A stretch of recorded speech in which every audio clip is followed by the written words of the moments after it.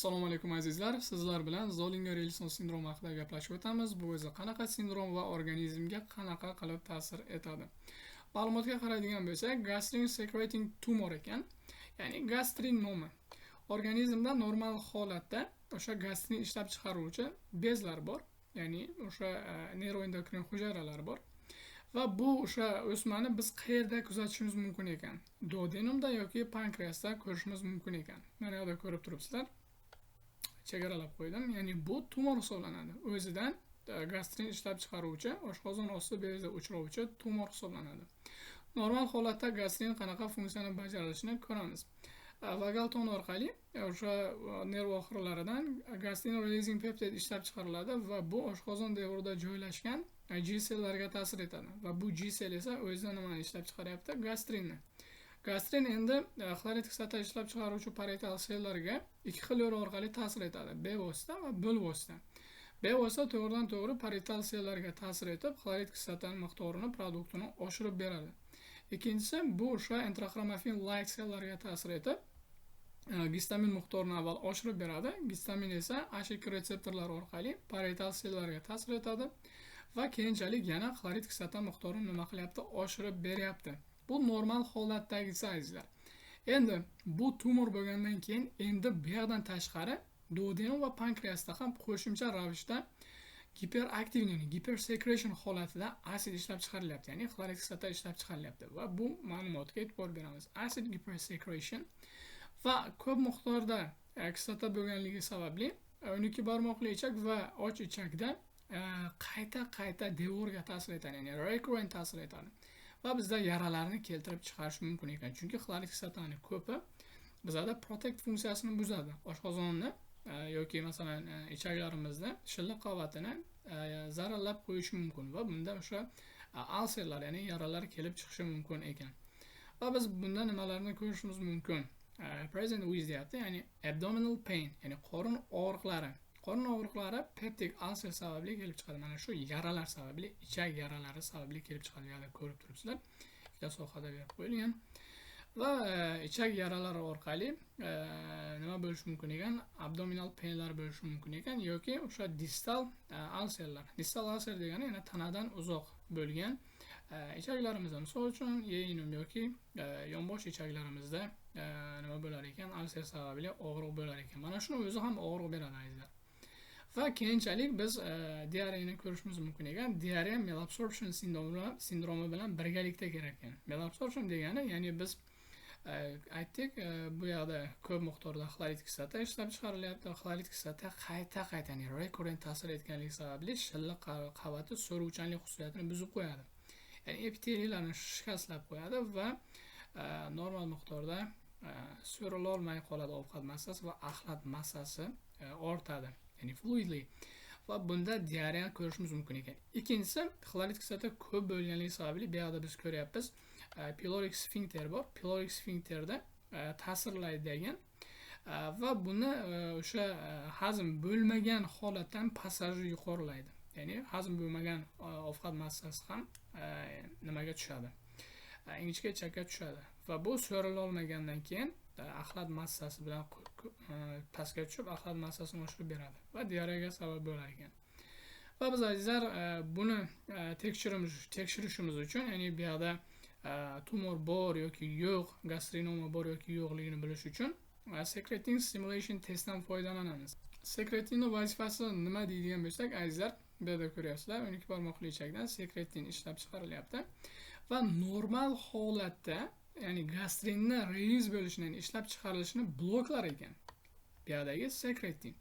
Endi secretin stimulyatsiya qilganimizdan keyin agar gastrin miqdori, ya'ni leveli baland holatda turadigan bo'lsa, biz nimadan shubha qilishimiz mumkin? Ya'ni bu yerda tumor bor. Ya'ni biz bloklashimizga qaramasdan normalini bu yerdagi patologik holatdan ishlab chiqarilyapti. Va bunda biz gastrinomalardan shubha qilishimiz mumkin. Keta yoki MRT qilib ham ko'rish mumkin bu narsani va bu assotsiatsiya qilib keladi. Men bir sindrom orqali, men bir sindromi o'ziga nimani oladi degan bo'lsak, bu o'sha multiple endocrine neoplaziya hisoblanadi. Pituitary adenoma, ya'ni tumorlari gipofiz bezini tumorlari yoki pancreatic endocrine tumors, bu glukonoman ham bo'lishi mumkin, insulinoman ham bo'lishi mumkin va biz gaplashib o'tgan mana shu Zollinger-Ellison sindromini o'z ichiga oladi. Va paratiroid adenomalarda 3 ta talik, ya'ni pituitary tumorslar, pancreatic adenomalar yoki tumorslar va paratiroid adenomalarni o'z ichiga olar ekan. Endi biz batafsil gastrin haqida gaplashib o'tamiz. Manbasi nimada ekan? G sellardan biz tepada gaplashib o'tdik. Oshqozonni antrum qismi va duodenumdan ishlab chiqarilar ekan. Endi action, harakat nima bilan bog'liq ekan? Bizlarda nima vazifani bajarar ekan? Ya'ni gastrik vodorod secretion qilishini orttirib berar ekan.